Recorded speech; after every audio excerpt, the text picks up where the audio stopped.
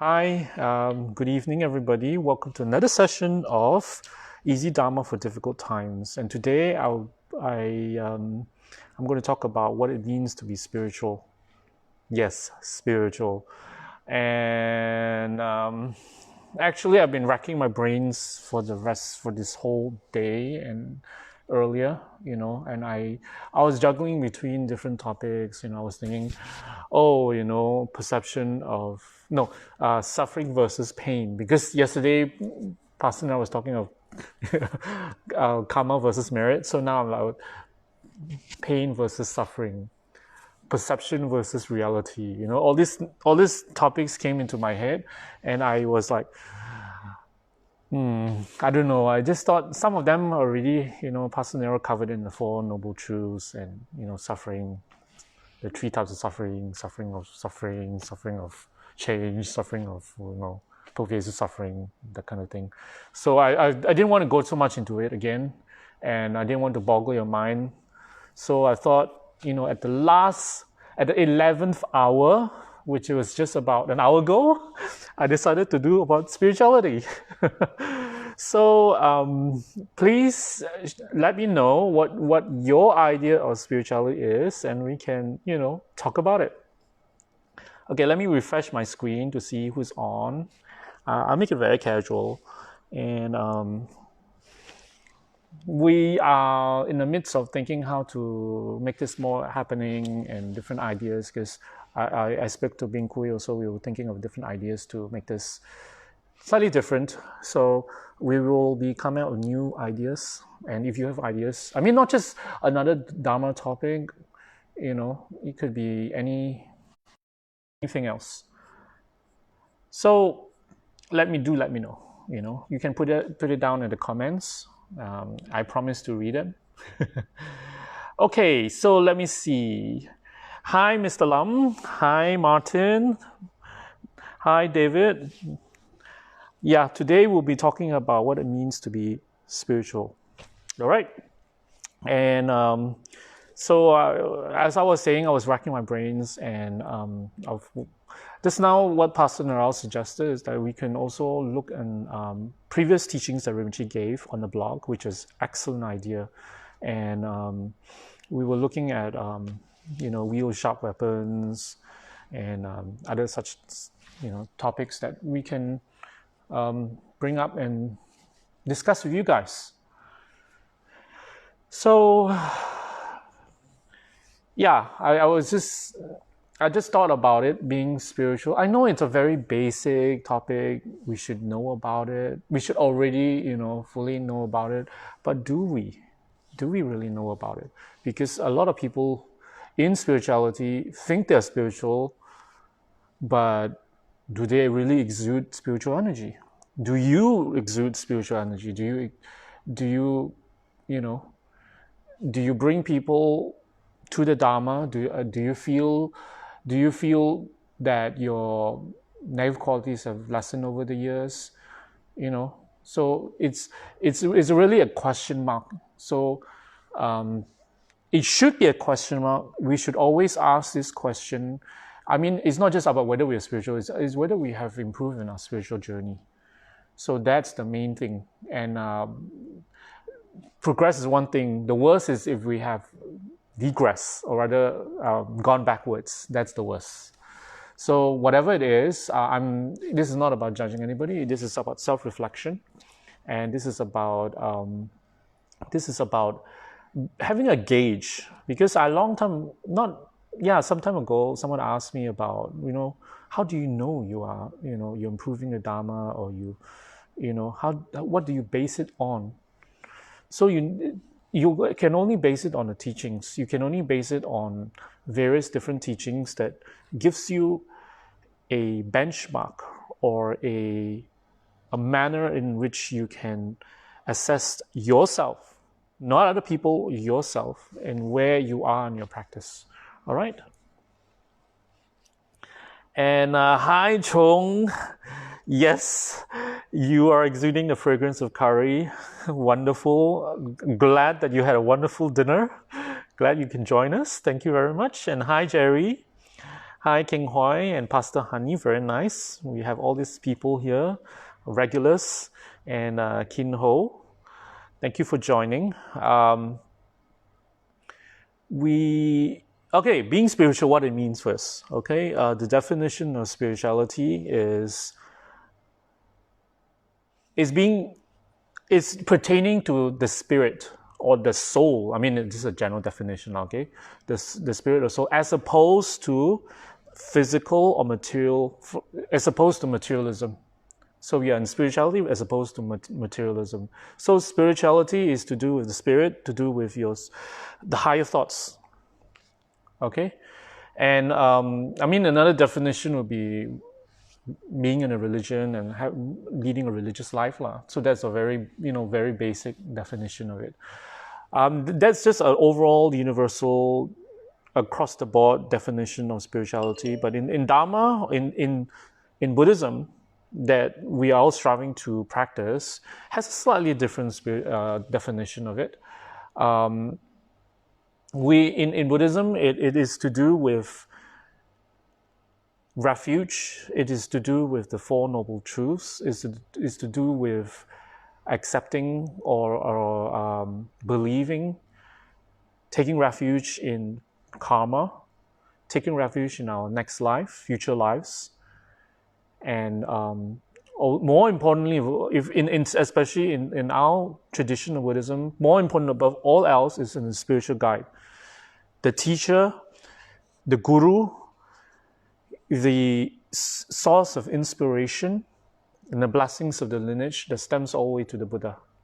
So all this, I'm giving you in a nutshell, because all this came together all of a sudden. So I'm just telling you off the cuff. So if any of it is not clear, or you want to add, or something I've neglected, then please share, by all means. So what I do think about spirituality is that, in general, okay, it should be something that that bring us closer to people.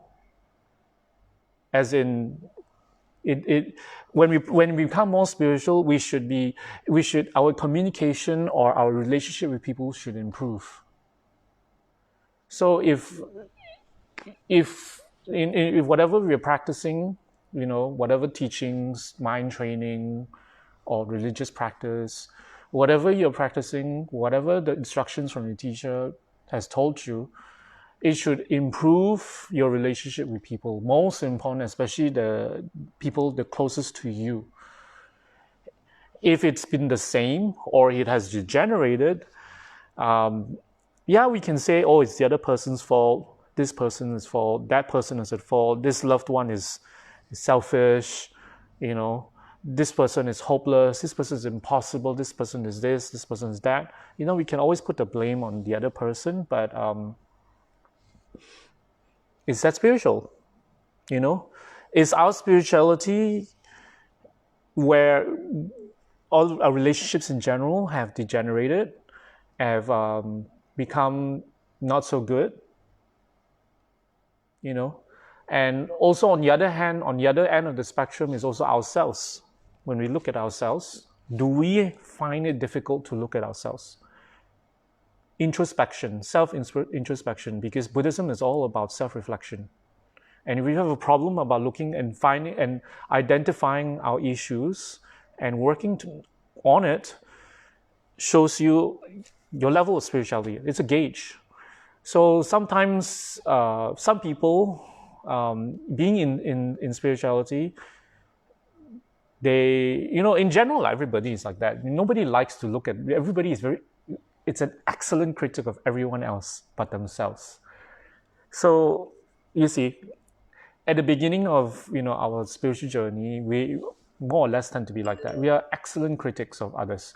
Then as we progressed, then we should turn this energy, this critical eye, inwards and look at ourselves and self-introspect and work towards it, And that's why it's called a spiritual practice. It's not immediately you practice and you become successful. Okay, let's see what we have here. Greetings from watching from Bhutan. Mr. K. Doji, very nice. Hello. Tashidele, I think, Bhutan. Chung says, I suppose instead of defining spirituality, let's ask questions such as going to the temple once a year to offer incense spirituality. Yeah, I will get to that. Sure. And then there is J.W. Liu. Good evening. Good evening. Thank you. Thank you for joining us. So what happens is, I think it's important to define it first, then we go into what is not spiritual. Okay, Chung, right? So in our form of spiritual practice, it's a lot to do with self-introspection. It is to do with analyzing our behavior and our habits, our habitual patterns. And if we haven't really progressed, but at least we are aware. And when we are aware is one step, but it doesn't change anything when we are aware of our negative qualities, because some of us are excellent, we tend to very good at telling what's wrong with us, with ourselves, and do nothing about it.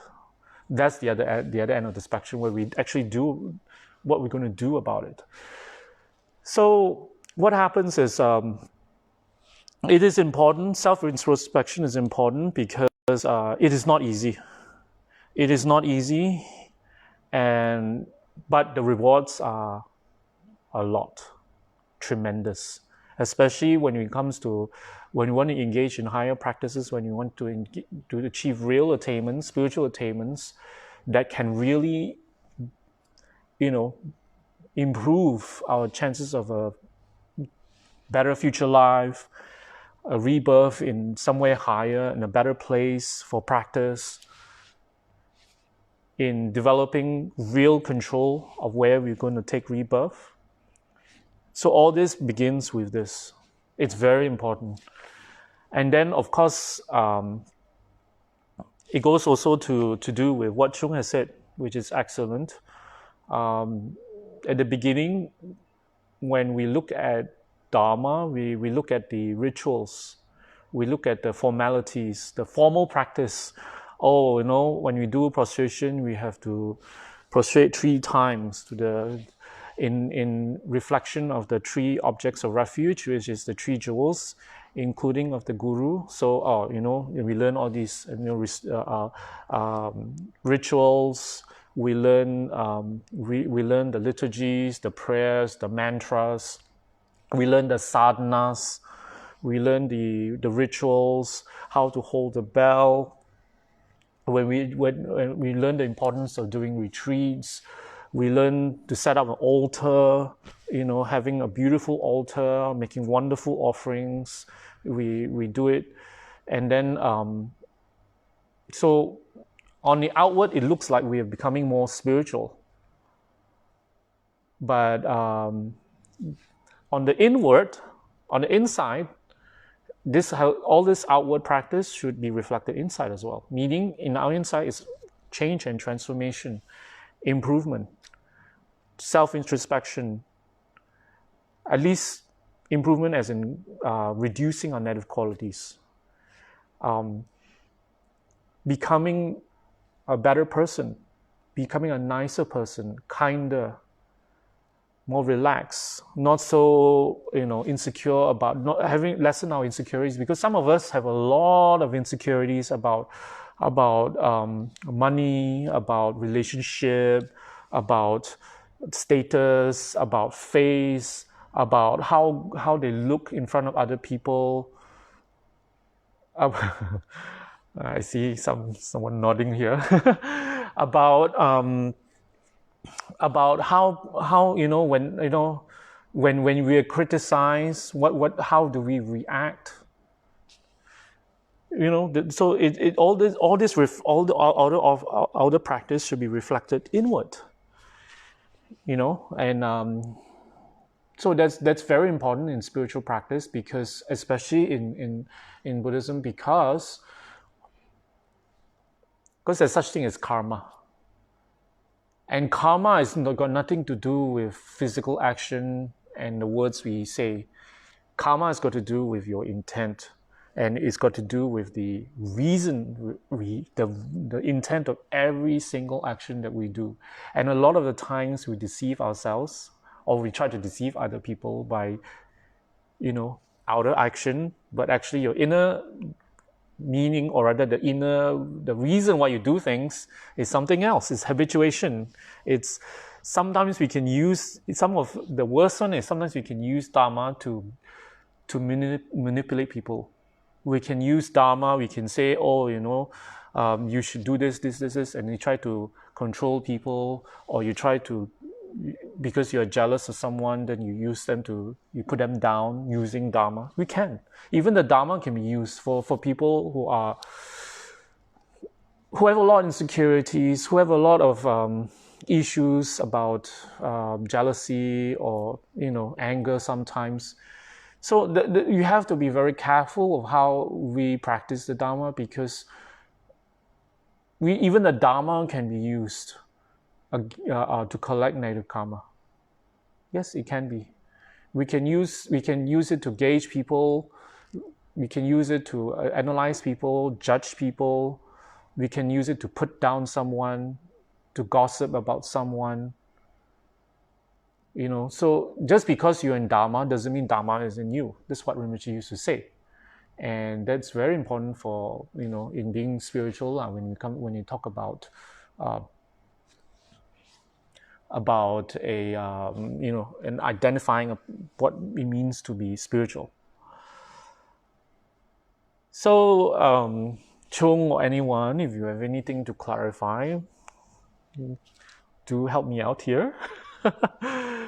It won't be a very long session, I think, today, although I can stretch it out a little bit more. But most importantly is that I mentioned just now, relationship with people should improve when we become more spiritual.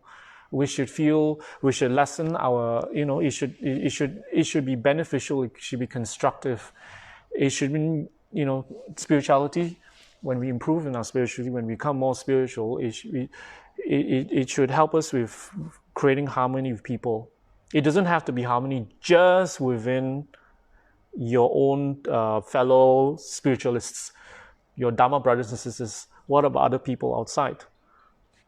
We don't just practice spirituality / Dharma just in the temple, or just, in the confines of your meditation room, as Rinpoche used to say, or some of us do our practice only on the meditation cushion and nowhere else. And we have there's a thing called compartmentalizing our life. So Dharma is just when we do our sadhana, where they do our DS puja, our DS mantras and offerings, and then after that, it's going to work. It is going to war. Some people think going to war is going to war. It is, with outsiders, with relatives, with people you don't like. It's not so important. Dharma doesn't apply because they are monsters. They are evil. They take advantage of us. They hurt us. They say things we don't like to hear. So we are excellent at compartmentalizing our spirituality. We're excellent at showcasing our spirituality in the sense that, the huge altars, the statues. I'm guilty of that. I have a huge altar. I love it. And a lot of us do in Kechara. And it's a wonderful way to collect merits. But it should be more than that, of course. So all this should go in as well. It is a reminder for you as well as for myself. And it should be reflected in how much we have contemplated, how much gratitude we have. I think spirituality should increase our gratitude. Because a lot of things in life we take for granted. And I'm sure right now, all you guys out there especially, who isn't at home, for the first time you've learned how to be grateful for the things we used to take for granted, like going, getting your favorite dish at a vegetarian restaurant, we take a lot of things for granted. We take the freedom to just go out, to walk outside, the freedom to take a bus, to drive out, to go exercise in a park, take a walk in a park. The time you can just stroll out and do is right now we are all stuck at home, so we feel, oh, there's so much things we want to do, right now we want to, we want to go on holiday. Originally, if it wasn't for this MCO, this lockdown, you'll be. Some people I've seen posting pictures of their previous holidays because they wish they are in that holiday right now. They wish they're in Japan. They wish they're in Europe. They wish in Australia. They wish in their, in another country, but everywhere else, but in, lockdown in a little apartment or in their tiny little homes. So let me see what people have said now. So is that spirituality? I see. There's a bigger thing. Mr. Lam says, a person becomes more spiritual with the manifestation of a major crisis in their life in which they can't resolve using secular thinking. This is my observation. They manage to seek solace and some sense of peace by becoming more spiritual, but as their problems are solved, they tend to slack in sustaining their spiritual practice. Very good observation, Mr. Lam. I like that. So a lot of people, when it comes to higher thinking, perhaps they're distracted by daily lives, how things are, the humdrum of daily lives, going to work, coming back, dinner, watching TV, going to sleep. Then they, the weekends, they take the family out, go shopping, and the cycle repeats, go holiday, plan for holiday, then come back, it goes cycles back and forth. It's only, for some people, sometimes when they meet a crisis, like as you said, what happens is the crisis is not spirituality. The crisis triggers the person to think more, to contemplate more. For example, the crisis right now, MCO, probably triggered a lot of people to appreciate things much more. For example, a lot of one of the things I saw on social media is a lot of people are talking about how much less pollution there are, of the fresh air apparently that we're experiencing right now, fresher air, the lack of pollution, and that animals have, I think there was something in Australia where the kangaroos are just roaming free in the middle of downtown Adelaide or something like that. And people appreciate smaller things. And then I see a lot of people posting pictures of cute little animals. The weirdest, the most unluckiest person will post that because, this situation makes people trigger, this crisis makes people trigger to think something else, to think higher, to think beyond just working, because they're not the normal, as they call the new normal now, is no longer what it was before. Now there's no jobs. Now the situation, economically, everybody is worried. Worried about the business, worried about money, commerce, worried about the future. And for the moment, it has triggered people to think that perhaps life is more than just making money, more than just going to work, more than just making, going out shopping and all that stuff, because we're not allowed to anymore. So it's a trigger. Okay, that's excellent, and it's true. It's true that this, once things settle down and people tend to get back into the grind again. After the crisis is over, or they relax, and then whatever thoughts they had before is forgotten, or perhaps never even pursued. So that is not spiritual in per se on its own, but it triggered a spiritual thought. It triggered people to think higher beyond materialism, beyond material things, beyond acquisition, beyond just the normal going shopping and all that stuff. It triggered a higher thought. So, and then they perhaps sought solace in the teachings, in spirituality, whatever tradition it might be, doesn't matter. But that was the trigger. Okay, so Chung said, is that spiritual? That itself is not spiritual, but the thought is. Everything begins with a thought. Everything. Whether it's material, doing business and all that it's also a thought, and so is spirituality. And then Yiling says, or rather Yiling asks, spiritually means we internalize the teachings and contemplate. Spirituality is the teachings. Spirituality is especially more so when you internalize. What does it mean by internalizing? It's that when you have understood it and then you put it into practice. Yeah, the key is putting into practice, because a lot of us, we understand it very, very well. Some of us, because we've been listening to the same thing over and over in different angles from Rinpoche, in his various teachings, from different, in many topics of that he has spoken about. And we've put some into practice, some we have not. Some we have put into practice and we kind of slack over time. Yeah, so that's the thing. So it's a matter of whether we put it into practice, whether we walk the talk. That's the thing. And it is important for all of us. That's why it's called spiritual practice. It will not be perfect until we reach Buddhahood or Kechara paradise or whatever, So we have to continually attempt. Sometimes we fail. Some days we are totally unspiritual.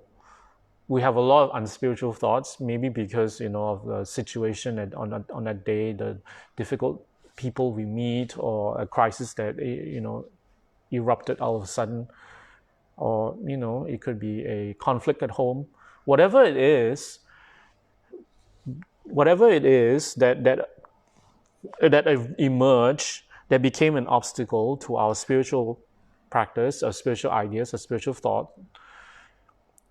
It's important to go back to it after you overcome it, because a lot of us, when we overcome it, it's back to okay already. So not so important already, and then it becomes at the back burner.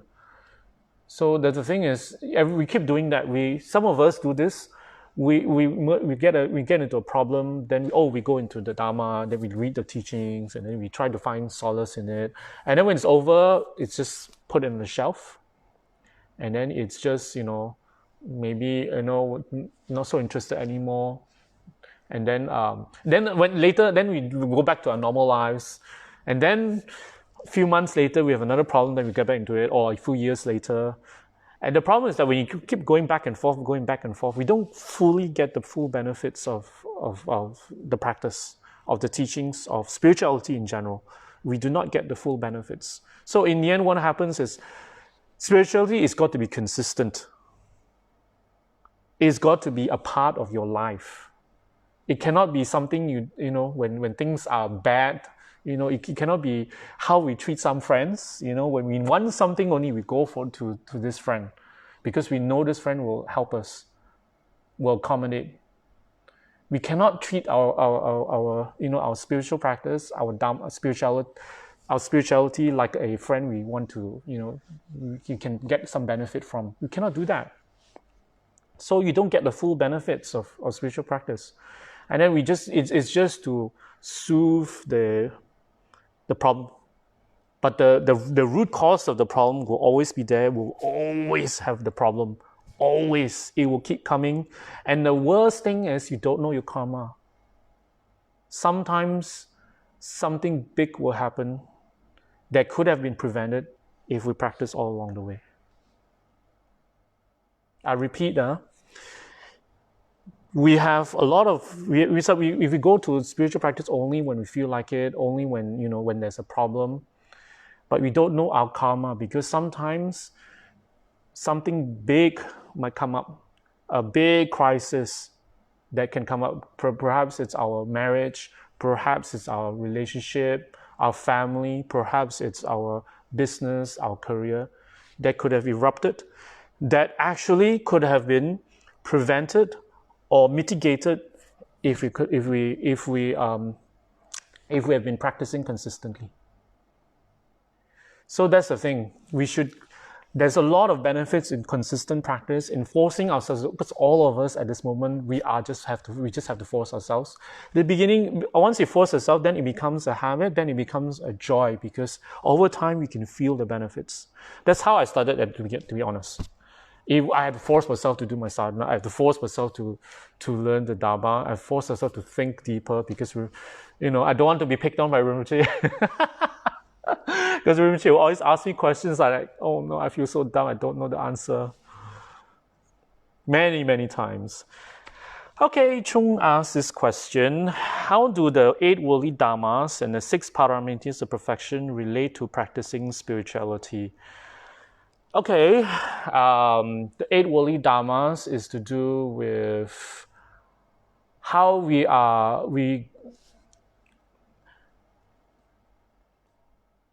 actualize better, okay? Actualize, if you like the word better, actualize, not put into practice.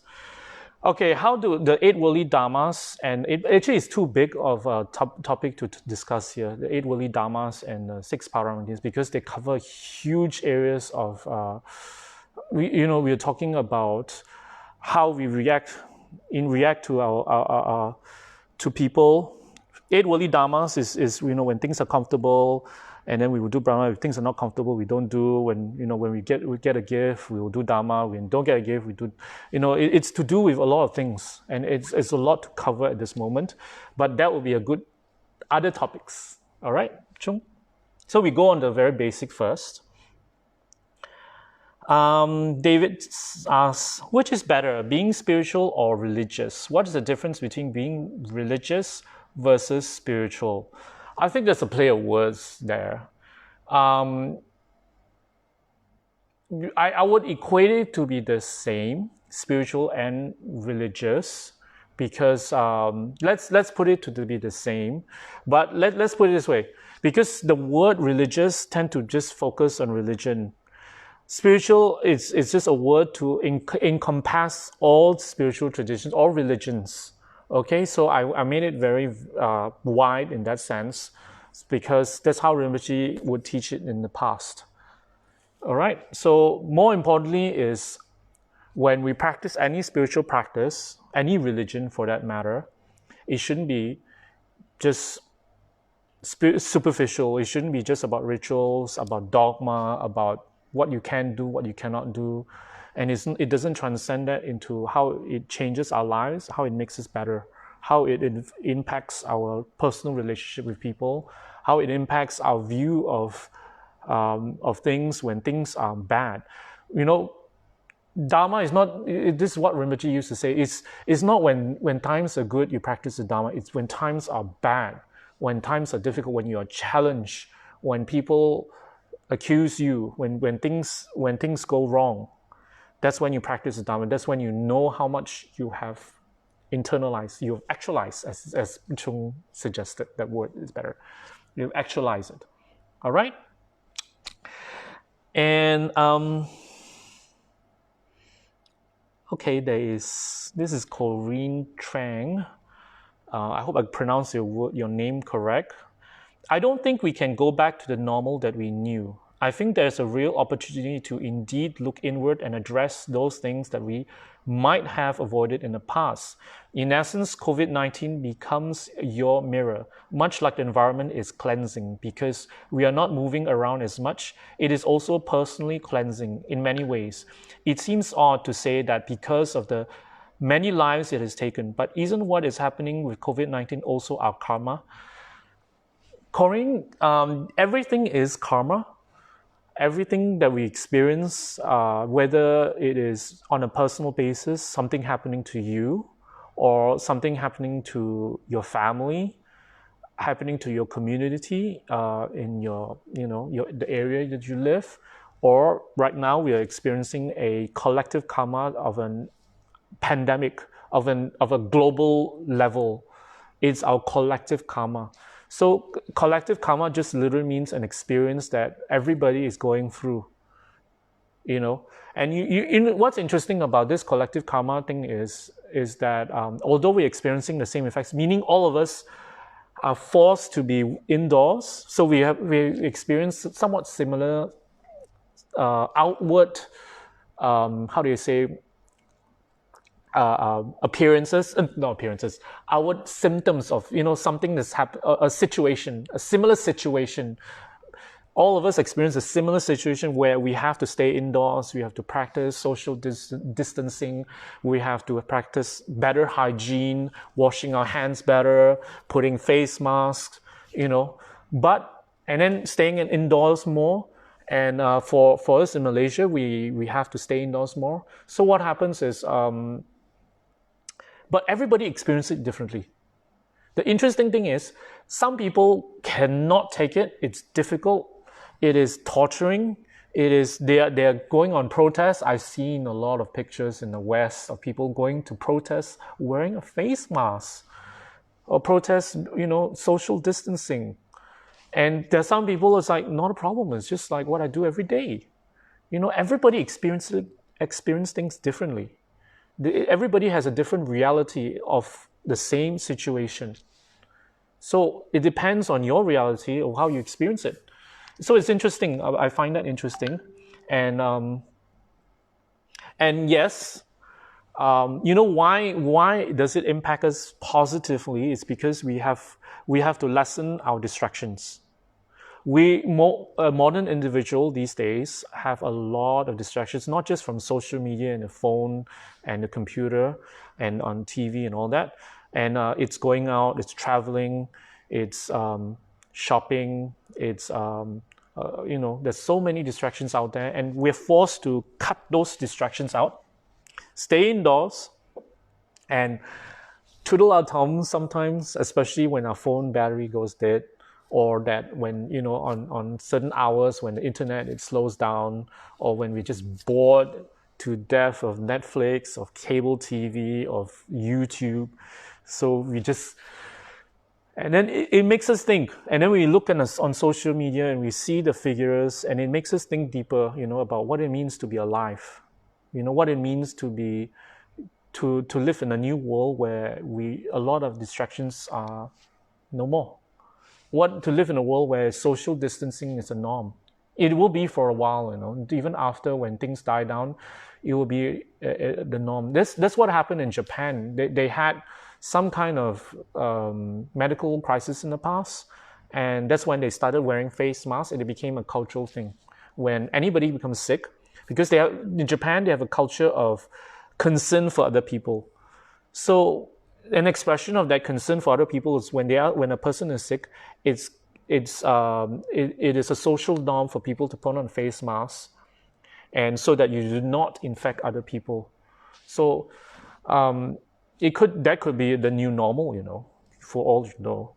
So whatever it is, we live in interesting times now where things are changing. It's a global shift of everything. Okay, Iman.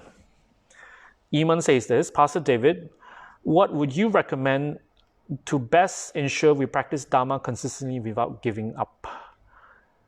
What would you recommend to ensure that we practice the Dhamma? Well, first of all, I think the best way to practice the Dhamma is first thing is to study. And I don't mean sitting down with a book. I mean to think. I mean to whatever little Dharma that we have is to contemplate on it, and to always look for different sources of teachings. Some people I know struggle with books and words, so there are teachings like on live streaming right now or on YouTube. Rinpoche has a lot of teachings. I have a little bit, but Rinpoche has much more. And then and to go through these teachings and think about it.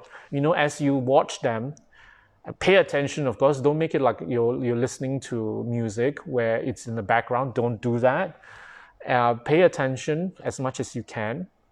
Follow along, and it shouldn't be a problem when you're listening to Rinpoche, because he's very engaging and very easy, very simple but profound. And think, and let Rinpoche's words inspire you. We need inspiration to practice. So when it starts from there, then we go into formal practice, our sadhanas, our mantras. And then, as we learn more, then we know how to incorporate. We automatically know what to do next. Okay, so I think study and learning Lao, okay, maybe study is a too academic term for this. Learning the Dharma, getting inspired by the Dharma, and it's a continuous process. You can never be too educated in the Dharma to learn more. None of us, because Dharma is so, in Buddhism, there's so much to learn. There's something that's extremely profound, complex, and mind-boggling, to something very simple, something inspiration, motivational. There are teachings on that. So there's everything on the whole spectrum. So it's up to you what level you doesn't matter what level you go at, you pursue. Most important is that it shouldn't, some of us like the profound. Some of us like the intellectual, to be stimulated intellectually, and then they go into it and they talk about emptiness, and they talk about the mind training, lojong. They talk about all the the different meditations and how it affects the brain and how it affects us. And most important is that it shouldn't stay as knowledge. You see, at the beginning we accumulate the knowledge, and then the knowledge should inspire us to practice, to change, it should affect every part of our lives. Dharma shouldn't be restricted to one aspect of our life only. All right. So I've been saying Dharma a lot because I'm more comfortable with it. But what I really mean is spiritual. It's the same thing in this instance for many of us in Kechara, and what it means is it's actually to put the Dharma to actualize the Dharma into our lives. The teachings. So Mr. Lam says, add to Iman's comment, it is also very beneficial to actually collect merits so that we can sustain in our Dhamma practice. Very good. That's wonderful. That's because you have learned enough to understand the importance of merits. Excellent. And how it sustains our transformation, because knowledge cannot change us, actually. Contrary to what we may think, knowledge does not change us, because there are a lot of people who are scholars in Buddhism, scholars in the most profound teachings, the subtlest aspects of the Buddhist teachings, but they don't even believe in the Dhamma. They don't even believe in the Buddha. Yeah. And then, so Jerry asked this, does one need a guru to practice? I would say so, yes. One needs a guru in the traditional sense of the word guru, meaning someone who is qualified, to implant blessings into us, especially in our form of Buddhism, where we have a lot of practices, esoteric practices, that requires a guru to transmit the teachings to you, transmit the practice to you. And at the beginning, for some of us, the guru is just a figure you see on a computer, perhaps, or when you go to the center and it's just a picture. And but when you do the prayers, and when you have accepted a teacher, an authentic teacher, as of an authentic lineage, as your guru, and when you do the prayers, there's certain methods to incorporate your guru into your practice, so it will make your practice effective. Your prayers, your mantras, your offerings will have more effect when you have a teacher that you have, from your heart, you have taken refuge. All right? Do something that will make you happy every day. Oh, that's in response to Iman's comment.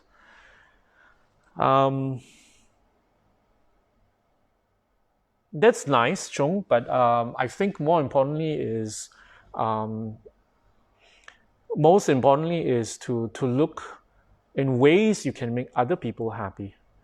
And at the same time, of course, all of us have our own needs, and we also need to be happy. It's all automatically part of our consideration anyway. So it's to shift just about me towards other people. I think that's important when you want to be spiritual. Some of us, our need for happiness is so deep that we are so unhappy because we're only thinking about ourselves. And our concern because we have our certain needs and it's not fulfilled, and we become unhappy because we're focusing on what it means to be unhappy. For some of us, we may not be able to find a solution to that problem we have that we're not happy with. So what happens is, I cannot tell you a wonderful all-round, miracle teaching drug that immediately alleviate your problem. But this is what the Buddha said. This is what all the Dhamma teachers have said. And this is what Rinpoche has said. Rinpoche has said that if you shift that focus a little bit towards others, the focus on me, on your own happiness, if you shift a little bit and you train yourself to shift more and more and more, right? So whatever you're unhappy about, because some people are very, very unhappy with themselves or their lives or whatever problem they are facing. And at the moment, you can't change that. But when you shift that focus away to others, that problem, that suffering will be less. This is what Rinpoche said. I'm paraphrasing Rinpoche, but something along those lines. Okay? And Iman says, thank you. Lawrence. Oh, if emptiness is the nature and origin of all things, what are the teachings and practices in Kechara that free oneself from the illusion of the self? Actually, it sounds complex at the beginning, but I understand what you mean. What are the teachings and practices in Kechara that free oneself? Developing compassion. You know what's the best way to develop compassion? The quickest way? Start with your teacher. Yes, start with your teacher. So, because for all of us, our self is so strong. So when we have a teacher, it inspires you. So how we develop compassion with the teacher is when we think about the teacher, and we do things that we don't normally do, like we make offerings. Every time we make offerings, every time we eat, instead of thinking of our stomach first, we make an offering to the teacher / the Buddha. We make offerings on the altar to the teacher. We ask the teacher to bless us, to be inspired, to be more kind, to be more compassionate. We learn the teachings, and especially when we learn the teachings your teacher has given, and we put them into practice, automatically we become more kind. And all this is inspired by what the teacher has taught us. So compassion begins with the teacher, with listening to his teachings, with incorporating what he has said, because everything that Rinpoche has taught is on compassion and wisdom. It is intertwined. You cannot separate wisdom and compassion in this case. All right? And so I would say developing your spiritual relationship with the teacher is an excellent way to practice compassion. You do not need a teacher to practice compassion, that's for sure. But for a lot of us, we are so we're used to being self-absorbed, self-centered, and sometimes it's to think about all sentient beings. You pray for all sentient beings. You pray to be compassionate to every single person on the planet, every being, every animal, and it just remains prayer. It just remains words at the moment. It's not. How do I say this? It's not moist with actual practice. It's not moist with contemplation. It's not. Sorry. What it means is it does not become actualized in our actions. So it's a little difficult because our habits are very strong, our karma is very strong. So we need extra strong blessings, which comes from a teacher, an authentic, a teacher with an authentic lineage that has the blessings, and whose teachings that we can relate. We have an affinity with this teacher. When we listen to his teachings, it will have a strong effect. And especially when we not just we feel moved by what the teacher has said, but we actually do something about it. All right. So that will be an excellent way to develop compassion. And in developing compassion, you make your sense of self-cherishing I smaller, as you said, and then you develop emptiness. When you dissolve your self-cherishing, your illusion of the self, you develop emptiness. It is, what do you call this? Intertwined. It's related to each other. Emptiness is not to do with no self, but it's related. It is actually slightly different. It's a perception of reality. It is reality itself, but it's also to do with how we perceive reality is to do with how we perceive ourselves as well. Okay, this part is a little deep. If any questions, just ask, feel free. I don't want to go so much into emptiness at this point. I'm myself has not realized emptiness, that's for sure. So I'm not qualified to teach you what emptiness is, but I have a few ideas from Rinpoche's teachings of what it means. All right? And more importantly is we have I think one of the last points I want to address from Rinpoche is that he said this to me quite a few months before he passed away. And he just said that because Rinpoche is always fond of self-introspection, sometimes when he's talking to me or to some of the students, he goes into a kind of a monologue about why he's doing certain things and his intent, and then one time he just told us, there's a few of us in the room, including Pastor Naral and others, and that we have to be brutally honest with ourselves. The word is brutally honest, because we are very fond of deceiving ourselves. We're very fond of giving reasons why we give way to our distractions, the reasons why we do certain things that are selfish, that are having our self-interest in mind more than others. And then we have all this, because of this, that's why you don't. And then you say, some of us, we deceive, even better, we deceive to a level where we think we are practicing the Dhamma, but we are not. We say, it's for this person. I'm scolding this person, it's for his sake, okay? But actually we're just damn frustrated. We're not happy with the person. It's our frustration, it's our anger. So, I'm giving you an example, okay? But what I mean is, what Rinpoche, I feel he meant is that when we self-examine ourselves, we have to be honest. And we have to come to terms with our level, where we are at, and where we want to go from there. And because a lot of us, some of us keep apologizing, I'm so sorry to other people, and then you still do the same thing over and over and over again to a point where the person screams. And then when the person screams, we cover lower, we go lower, and then we keep quiet for a while, and then we still repeat the same thing. Why do you want to do that? If you want to be spiritual, that's not the way to be spiritual. Apologizing over and over and over again for the same thing means what? You don't want to change. You don't want to make things different.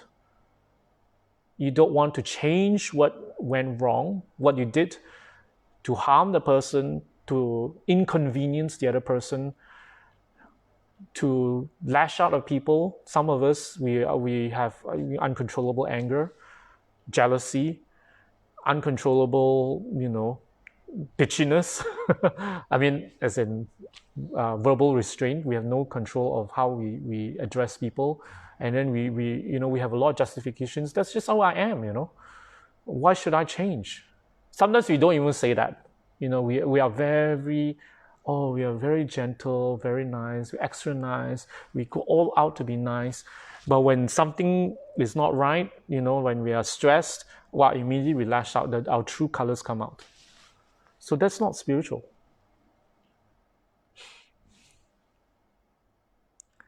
Okay, I have a few comments after Lawrence. Sharon says this. This is in response to Jerry, as I can see there.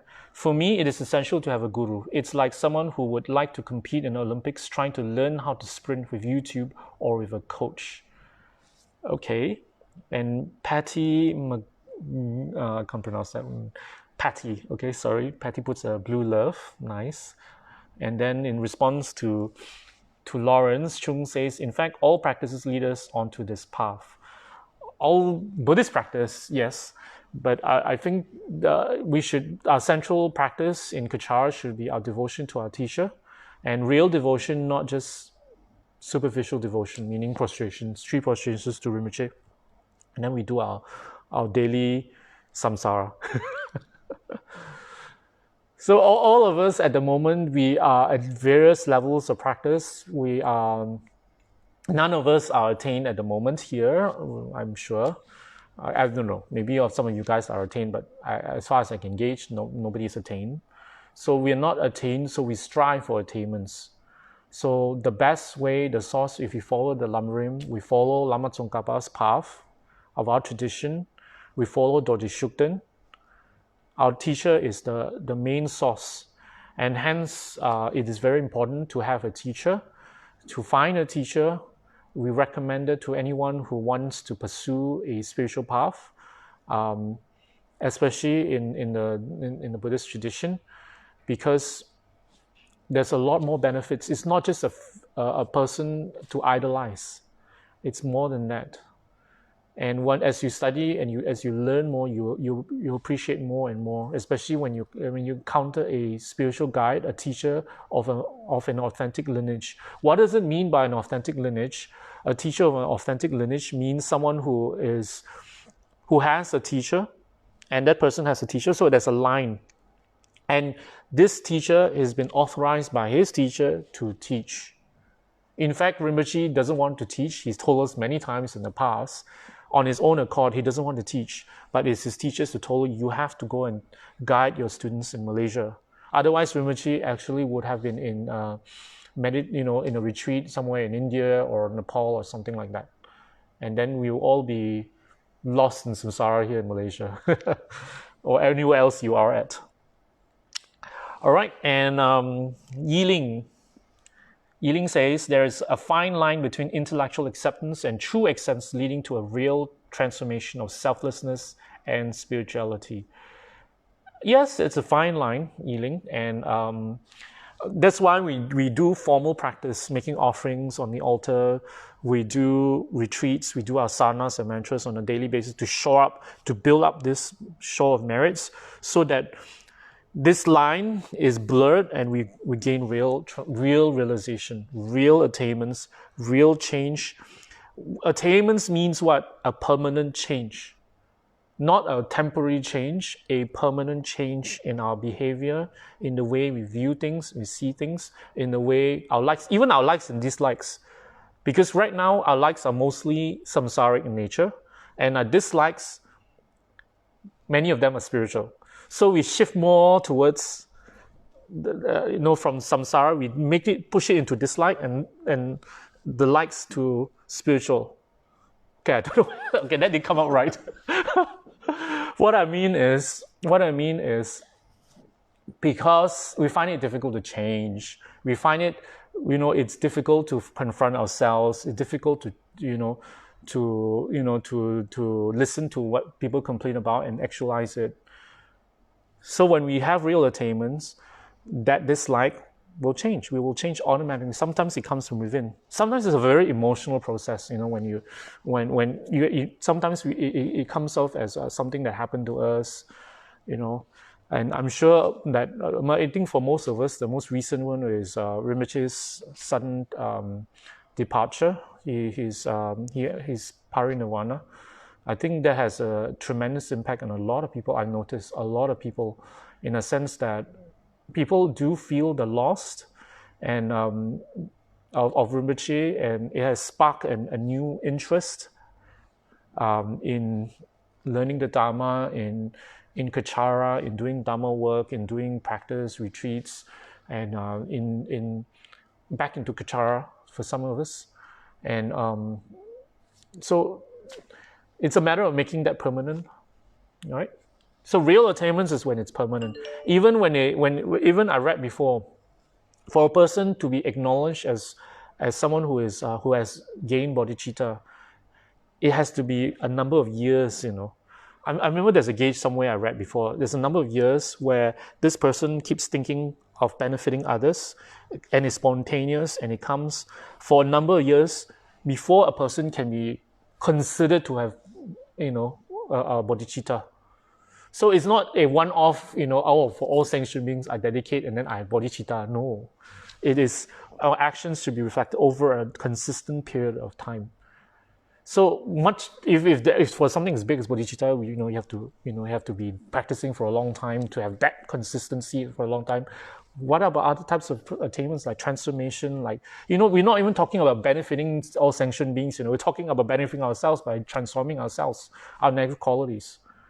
When we don't really benefit anyone, we benefit ourselves actually. So that's the thing. Okay, so we have to put that in perspective. All right. Okay, Jerry says thanks. So yeah, my last point was about being honest with ourselves and finding ways to tear down this self-deception that we have. All of us deceive ourselves one way or another. We make things serious, light, and heavy things. What am I saying? When some things that are important, like our practice, sometimes we tend to lighten it. Maybe it's not so important. Maybe, sometimes, when you hear death enough times, death and impermanence, topic on death and impermanence enough time, it becomes almost like a music in the background. It's just, okay, another talk by Pastor David Lai about death and impermanence. Or another talk by Pastor Nero about the Four Noble Truths. It becomes just a, music. Sometimes, don't you, I don't know, at home, when I was at home, my mom always likes to have a radio on all the time, so I've gotten used to having the radio on all the time that I don't even hear it sometimes anymore. So please don't be like that. So, in a sense that when we hear the Dhamma that has a certain importance that applies to us, don't make it like music in the background where it's just music, it's just noise, it's just something to enjoy, and that's it. Yeah, I mean, it's profound, it moves us, but it should be not just for that moment. Because all of us are like that. We are always for the moment. It's always we are so used, in our generation, we're so used to gratification, instant gratification. Everything must come quick, at an instant photo, instant this. You buy something online and then it comes. So we're all used to the instant gratification, but a Dharma cannot be instant gratification. Because spirituality is not about instant gratification. Spirituality is long-term. It's long-term. It's consistency and long-term. All right? Because why long-term? We are actually preparing for our final departure. All of us ultimately, in our spiritual practice, our ultimate goal is to make sure that we be okay. And how to be okay at that moment? How to prepare others, our loved ones, to be okay, our friends, our family, our lovers, our boyfriends or girlfriends, our husbands, wives. How to prepare. So ultimately, it should be long-term, right? So it's 10 o'clock, and if we don't have no more comments, I think I will end it with that note, right? And thank you very much for joining me. To me, it was spontaneous because it was just an hour before this live streaming that I came out with the topic, what it means to be spiritual. So it was pretty much spontaneous, and I hoped I covered enough. And I like what Chung has suggested about the Willy Damas and 6 parameters. I think it's a bit too big at the moment to cover here. I'll cover in perhaps another talk. All right.